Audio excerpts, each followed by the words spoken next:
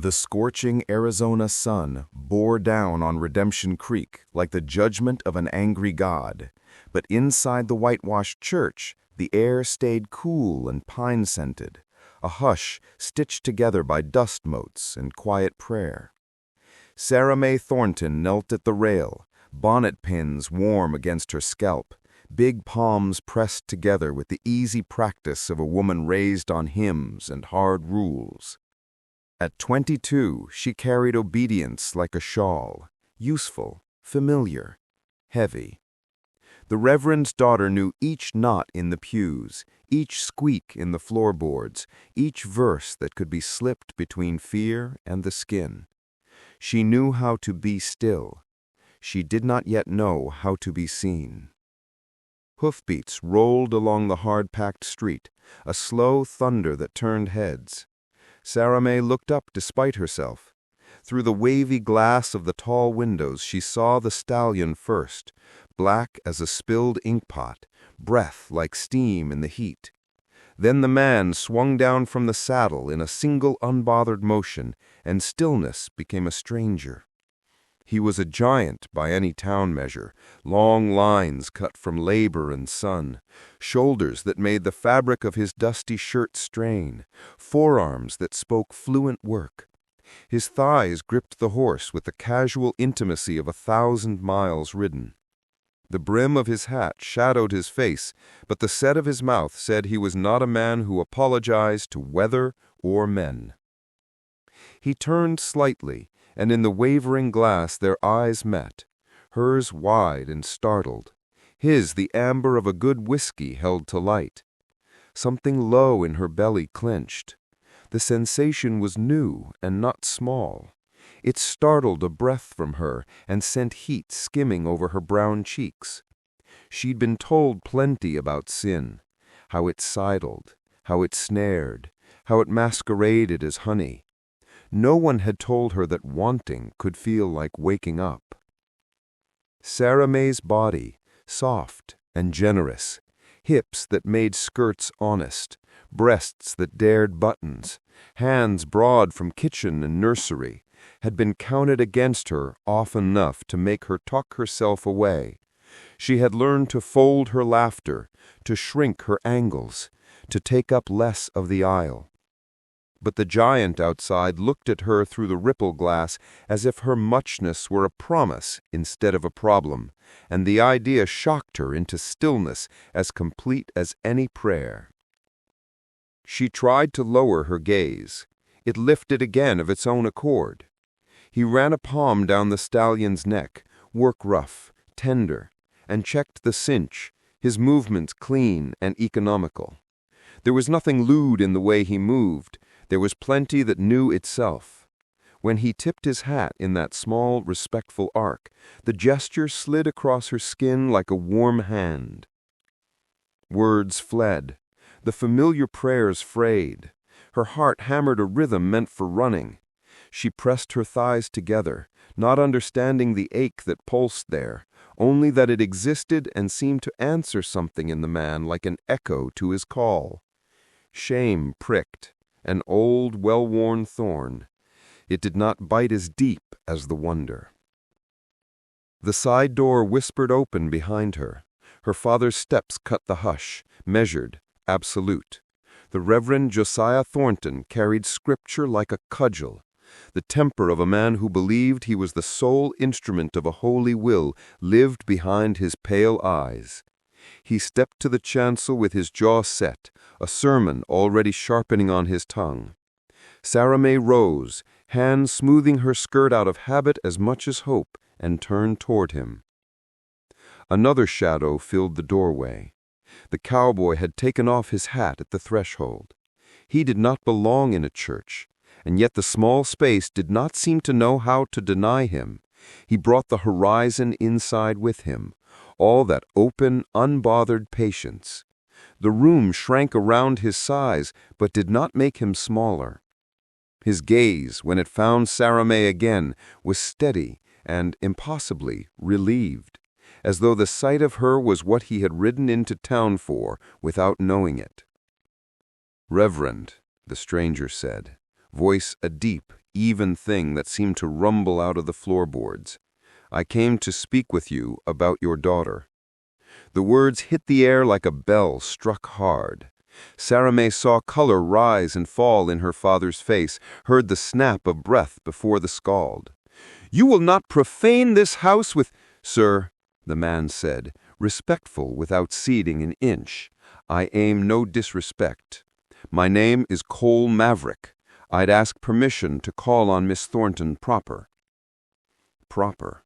The word should have soothed, it only stoked. The Reverend's hand lifted, the same hand that had corrected, commanded, condemned. The belt hanging in the study, silent as a snake, seemed to hiss in memory.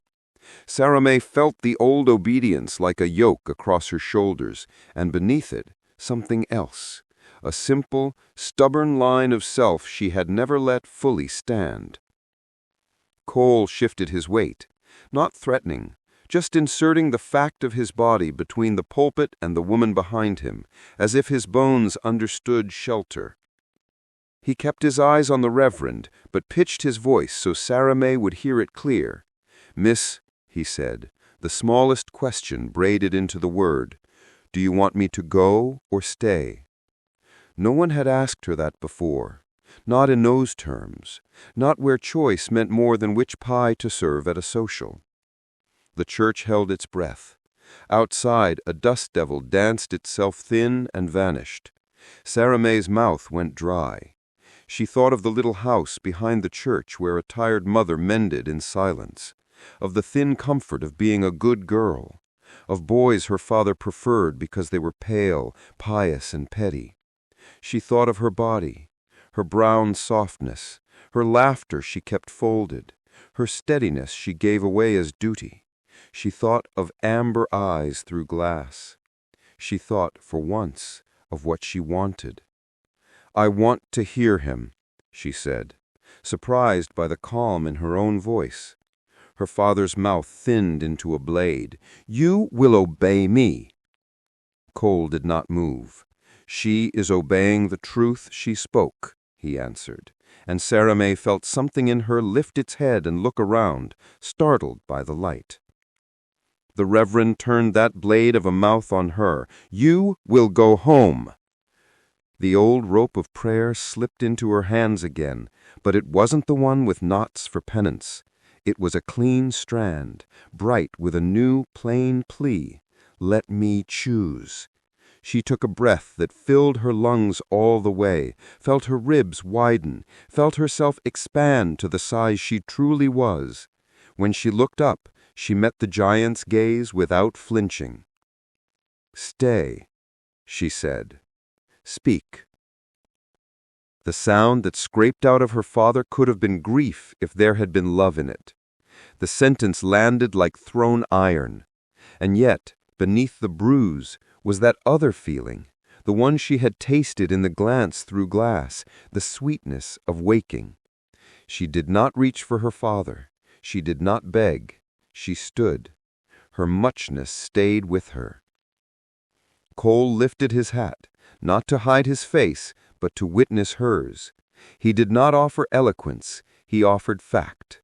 "I'll see to her well-being," he said, each word hammered slow. "I'll put my name to it if she lets me.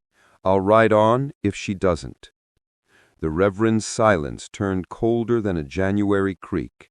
The choice, at last, was naked in the aisle between them.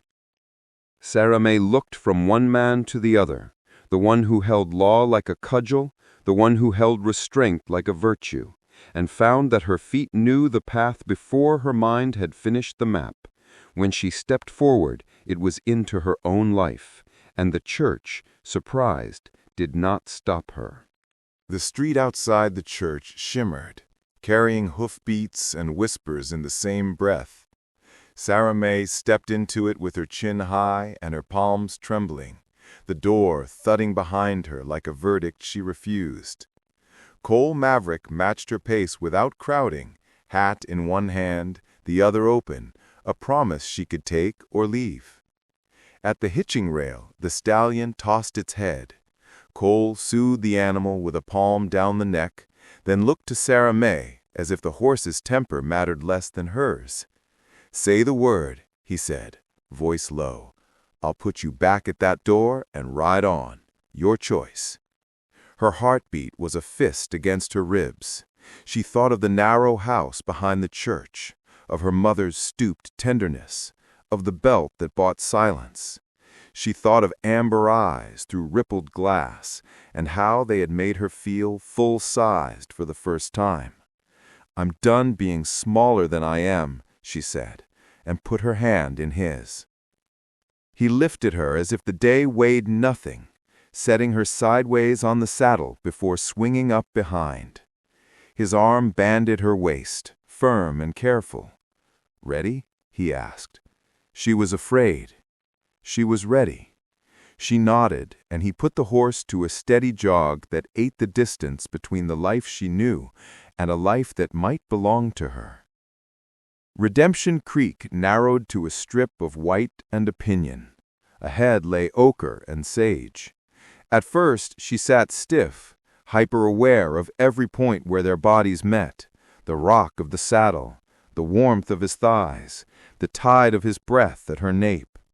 The rhythm worked through her like a psalm, loosening what fear had cinched tight. When she shifted to ease a pinch at her hip, she felt him, solid and undeniable, and blushed at her awareness. "Don't borrow trouble," he murmured. "We've got miles to go." "I wasn't thinking—" "Liar," he said, fondly, and she shocked herself by laughing. The sound felt like a bird sprung free. They rode until the sun lost some teeth. A seam of rocks offered shade. Cole dismounted and lifted her down, hands steady at her waist, a heartbeat longer than necessary, less claim than kindness. The ground rolled under her feet, a trick of muscles unlearning the horse. She steadied herself with a palm to his chest. He watered the stallion, then sat beside her and offered jerky and a tin cup. "Say if you want quiet," he said. She shook her head. "If I'm quiet now, I'll burst." Words spilled like beads freed from a string, of small obediences and large hurts, of dresses meant to erase rather than hold, of laughter pressed flat because someone decided it was too much. She spoke of the way his question in the church had opened a door, and how stepping through had filled her lungs with air she hadn't known she'd missed. He listened without fixing. When she finished, he nodded as if shelving something precious. "I've wanted 1,000 things I never said. A winter without loss. Land that answers to my name. A woman who meets my eyes and doesn't flinch at the size of me or my wanting." "I didn't flinch," she said. "I saw." His mouth hitched. "I'm rough. I've done what a man must, but I won't take what isn't offered. I won't talk you smaller, and I won't leave you guessing." "What do you feel?" she asked. "Like I rode in to buy cattle and found the rest of my life kneeling in a church." The frankness sank into her like rain on thirsty ground. She threaded her fingers through his. "I want the rest of my life to be my own. If it's with you, it's because I choose it."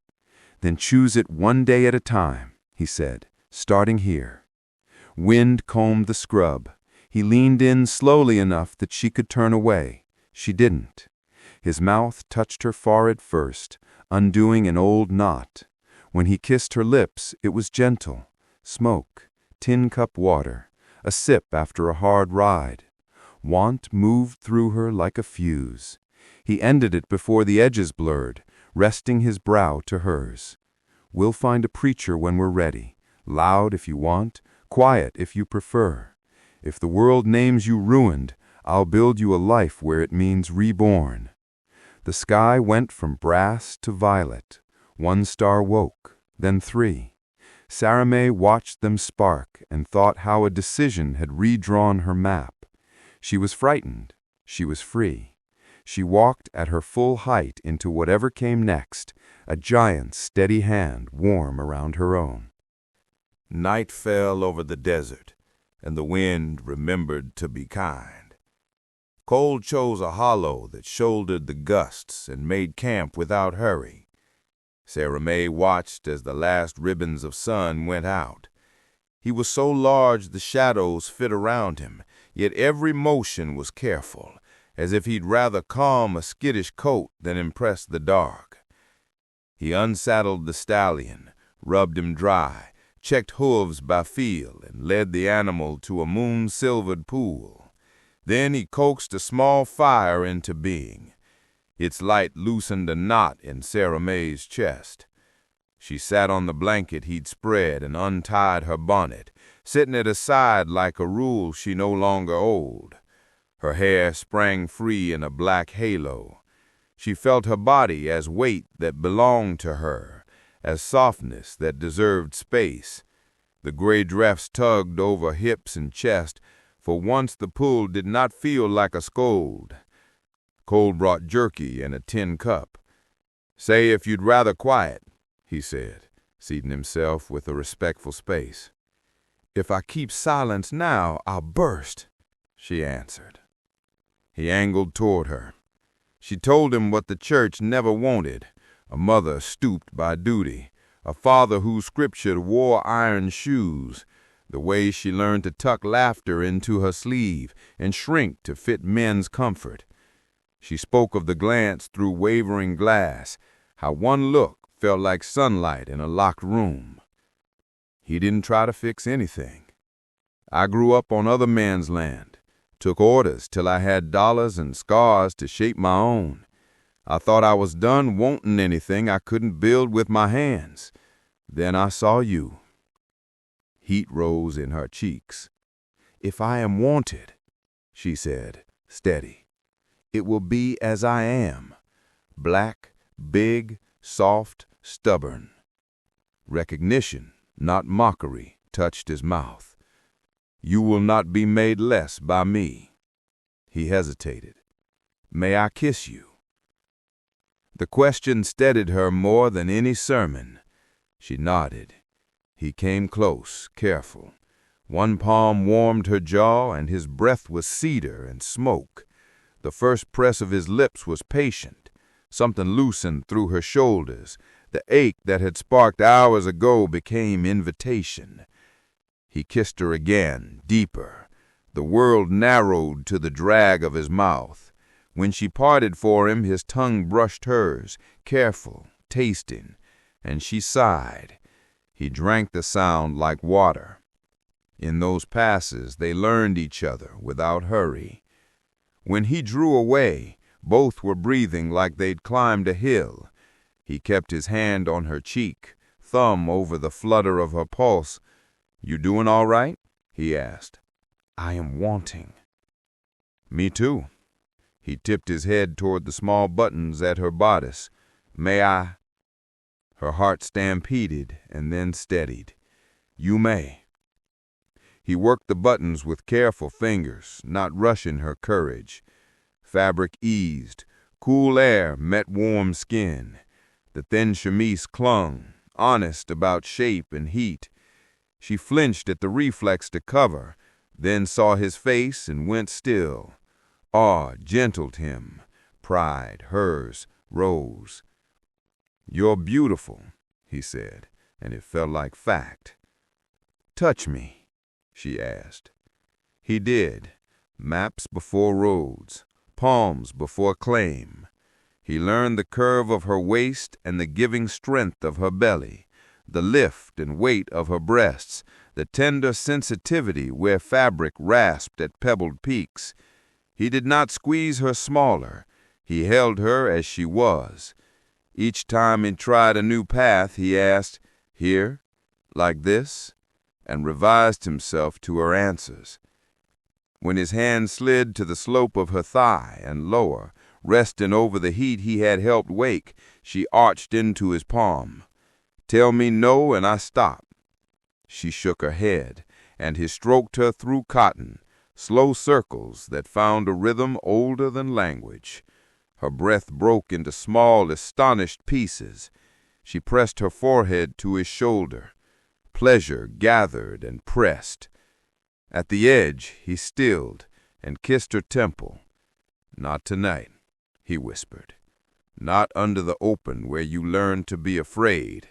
When there's a roof you chose, with a promise made, we'll go further. I can wait. Frustration flared, then melted into trust she could lie down in.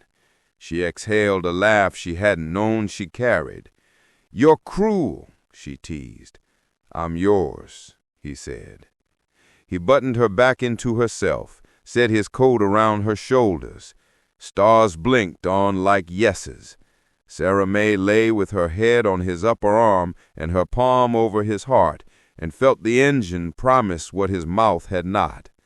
She slept not like a fugitive, but like a woman who had been asked and had finally answered.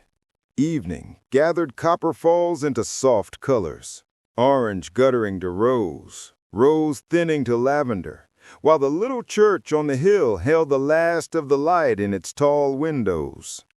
Sarah May stepped inside on legs that remembered saddles and new courage. Cole Maverick followed with his hat in his hands and his shoulders unconsciously squared, as if meeting a storm he welcomed. The preacher, a weathered man whose kindness had the matter-of-fact look of an old quilt, listened to their names and their wish. His wife pinched a candle wick, poured water for a dry-throated bride, and nodded like they had seen this kind of urgency before and knew it could be holy. There were no flowers, no ribbons, no choir. There were 2 calloused hands and 2 bright intentions. When the vows were spoken, Sarah May heard her own voice as if for the first time, clear, adult, certain. She did not tremble. She took him, and he took her, not away from something, but into something, into the work of a shared life they meant to build board by board and season by season. "You may kiss your bride," the preacher said, and Cole did not as a performance, but as a seal, steady and warmed by awe. Outside, the bell gave one surprised note. Inside, the preacher's wife wiped at her eyes with the back of her wrist and wished them good shelter, good harvests, good sense. Copper Falls had a hotel with clean sheets and a proprietor who knew when to hand over a key and keep his counsel. Cole set corn down, set his palm at the small of Sarah May's back, and led her up narrow stairs that creaked like old friends clearing their throats. The room was simple, a bed like a small raft, a washstand with a cracked bowl, a window with curtain lace browned by desert sun. The door shut. The bolt slid with a gentle finality that felt less like a barricade than a benediction.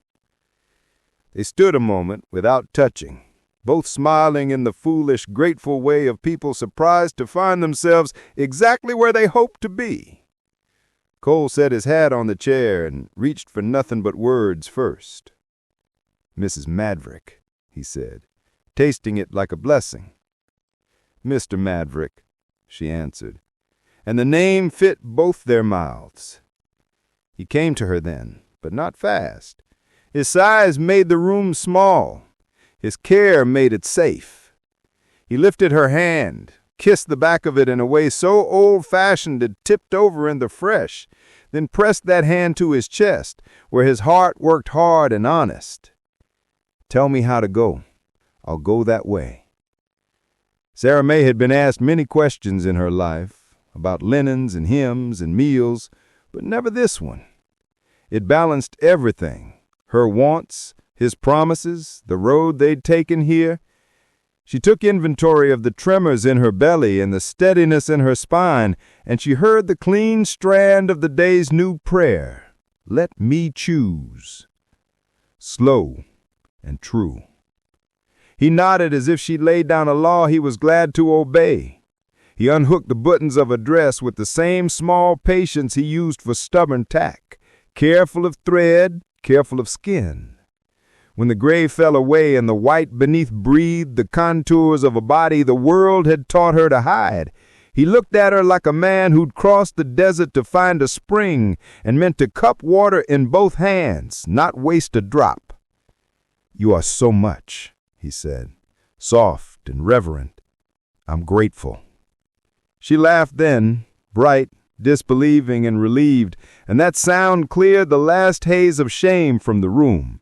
She stood full height in her muchness, black and soft and strong and beautiful, and invited him closer with a nod. He came. His hands learned her as if reading, not skimming. His mouth found hers as if arriving, not hunting. When he lifted her and set her on the bed, the mattress whispered. When he braced his weight above her, the frame complained and then settled into a new, inevitable song. He asked at every turn. She answered at every turn. Where the world had tried to talk her small, he praised her large. Where old fear flinched, he waited until new trust put its palm over that place and said, "It's all right." When hesitation rose, she said so and watched him slow. When confidence rose, she said that too and watched him meet it. What had been a secret, her own wanting, became a language they shared, speaking it in murmurs and breath and laughter that startled them both. There was heat, there was reverence, there was the bright shock of firsts and the steady thrum of yes threaded through each of them. When they reached the tender threshold places that asked for care, they paused and breathed and walked through together, hands clasped like a promise continued. What happened after belonged to them in the quiet rafters. It did not require witnesses or instruction, only the simple ledger of two adults who had chosen and were choosing still. Yes, yes, yes. Later, time gone syrupy and good, Sarah May lay on her side with her back tucked into Cole's front, his arm a warm, possessive band across her middle. He traced idle, thoughtless patterns along the curve of her hip, the rhythm less acclaimed than a gratitude his hands didn't know how to hold still. The window admitted a sliver of moonlight that turned the room pewter and kind. Somewhere on the street below, a piano tried to remember a hymn and turned it into a waltz. "You all right?" he asked at last, voice gone hoarse with joy and caution both. She considered, because truth deserved precision. She felt used, in the best, oldest sense of the word, like a tool that had finally been put to the work it was made for. She felt seen without being measured and held without being handled. She felt sore where brand new things ought to announce themselves and lit in places shame had tried to darken.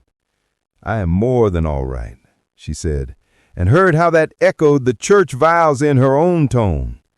"I am home." He made a sound that wasn't quite a laugh. It was relief wearing happiness. "You remember what I promised?" he teased after a while, mouth near the bend of her shoulder. "About every inch, and you're walking tomorrow." She snorted into the pillow, the motion shaking his arm where it lay across her. "Braggart." "Archivist," he corrected. "I keep records of my vows." "Then keep this one," she said, turning to face him, palm to his jaw. "Keep all of them. Not the words you can shout in a saloon, the quiet ones. Bread on the table, hands to the work, patience when wheat is long, laughter when the calf gets loose in the kitchen, respect, asking, my name said like you mean it." "Yes, ma'am." They drowsed, they woke and kissed again. They spoke of small tomorrows, supplies at dawn, the road north, fences that needed mending. A house Sarah May tried to picture and couldn't yet, and loved anyway. He told her the line of the hills he called home. She told him the names she'd give them when she got there. When sleep finally took them, it did so gently, like a quilt pulled up by someone who knows where you're ticklish and where you're tender. In the morning, sun found them tangled and unwilling to hurry. Sarah May swung her feet to the floor and wobbled, hand finding the bedpost, laughter finding the hair. Cole, wicked and pleased and deeply tender, crossed the room in 2 strides, lifted her as if she weighed nothing, and set her back in the warm dent of the mattress. "I keep records," he said again, and kissed the corner of her smile. "And I pay my debts." "Then pay this one," she said, bold because the night had taught her how, "in coffee first." "Yes, ma'am," he said, scandalized, delighted. "Coffee and the rest of the ledger after." Spring wrote green along the low hills, as if the land had dipped its thumb in paint and dragged color across every fold. Sarah May rode beside Cole now, not in front of him, thighs strong around a stout bay mare who answered her hands like the mare had decided to believe in her. They had left Copper Falls with a marriage folded neat into their pockets and the memory of clean sheets in their bones. They carried coffee, biscuits wrapped in a towel, and plans they spoke aloud like maps. Montana rose up the longer they rode, blue shadow mountains shouldering the sky, creek water talking bright over stones, wind that smelled of pine and distance. The first sight of the ranch landed in Sarah May's chest with a thump. A long, low house, not fancy, but certain. A corral line true, a cluster of outbuildings with roofs that looked like they'd learned weather and would not panic at it. Beyond, cattle stippled the slope like punctuation. Men on the fence turned at the thunder of hooves and went still. Then the foreman, Sam, whip thin and grin wide, eyes crinkled by a lifetime of squinting into sun he loved, strode forward with a laugh that made the yard remember its manners. "Look what the winter blew back," he called. "Thought you were bones picked clean by buzzards, Cole Maverick." Then his gaze cut to Sarah May and softened into respect, some quick calculation rearranging itself. "Ma'am," he said, tipping his hat, "welcome home, if that's what this is."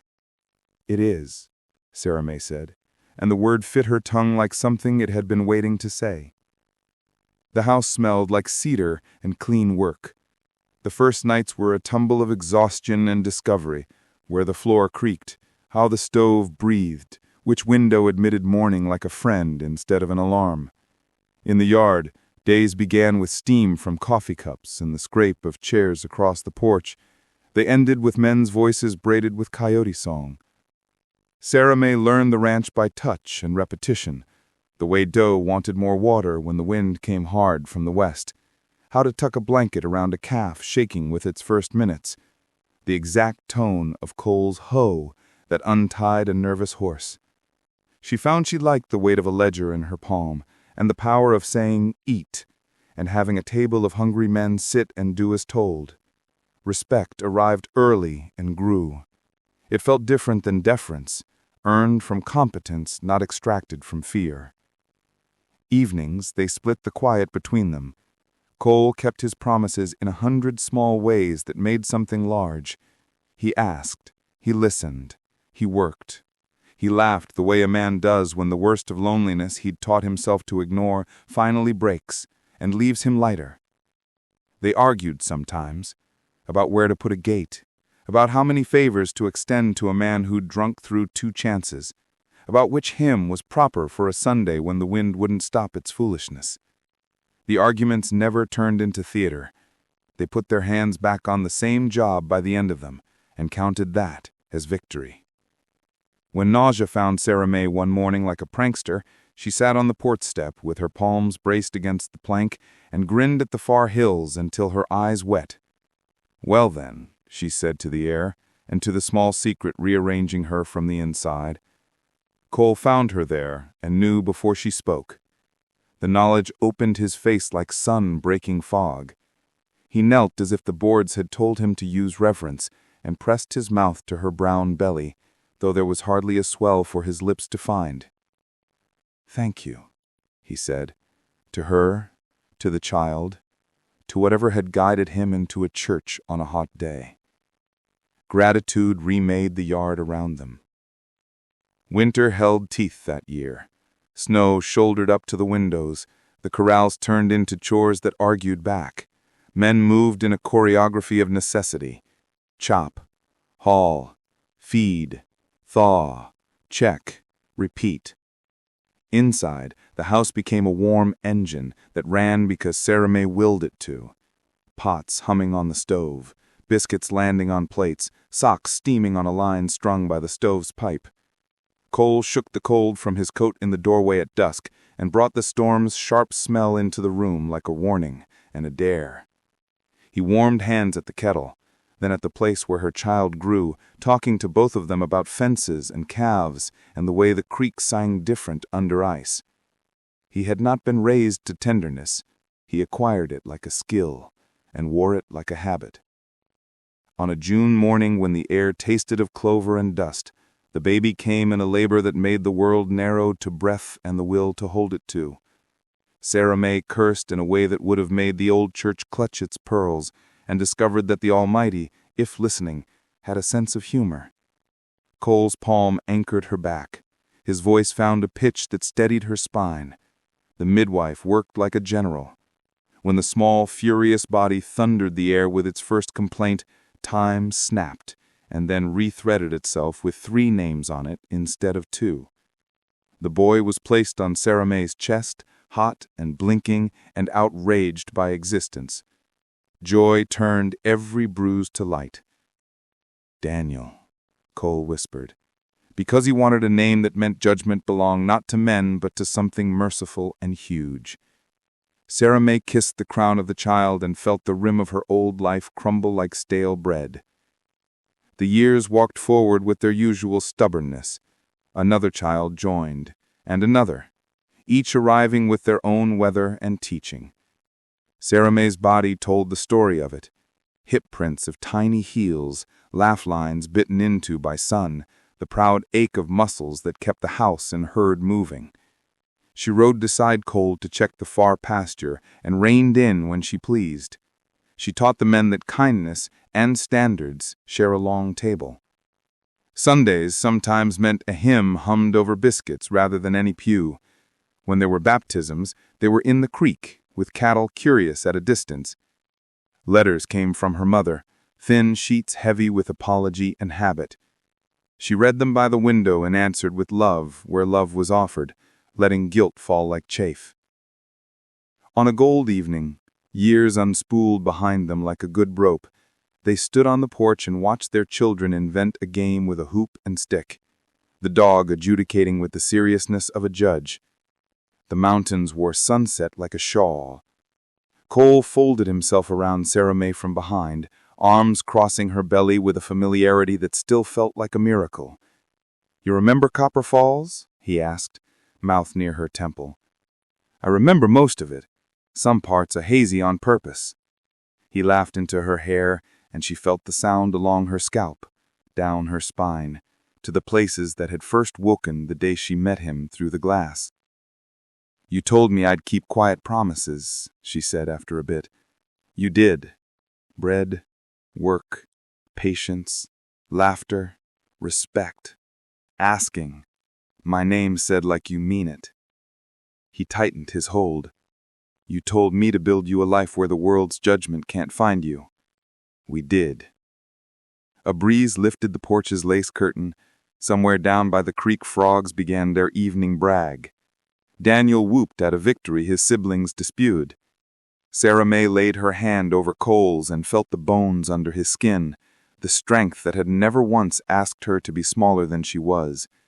She had learned to walk at her full height, to claim space with her hips and her laugh and her yes and her no. The girl in the church window had turned into a woman's whose life fit her. Night came in easy. She turned in his arms and kissed him, not the fevered proof of a first promise, but the patient confirmation of a long one. "Come tuck the babies," she said. "Come keep me from walking too straight tomorrow." He grinned, that wicked, worshipful blend he'd perfected, and let her lead him inside where their house held heat and history. The door shut with the soft click of a vow renewed, and the wind, for once, did not argue.